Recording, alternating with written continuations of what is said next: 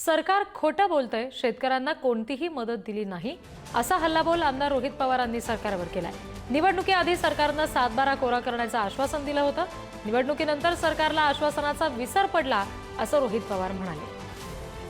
शेतकऱ्याची जर अपेक्षा असेल या सरकारकडनं पीक विम्याच्या माध्यमातून त्यांना मदत मिळेल, दुर्दैव असं ती मदत मिळणार नाही। त्यामुळे कृषी मंत्री खोटं बोलत आहेत।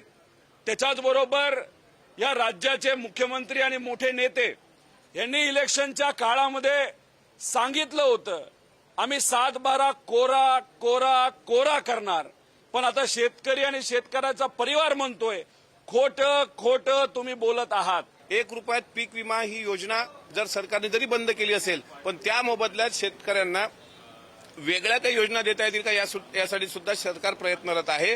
त्यामुळे कालचा प्रश्न तुम्ही बारकाईने अभ्यासा, त्यामध्ये शेतकऱ्याच्या हिताच्या दृष्टिकोनातूनच माननीय कृषी मंत्र्यांनी उत्तरं दिलेली आहेत।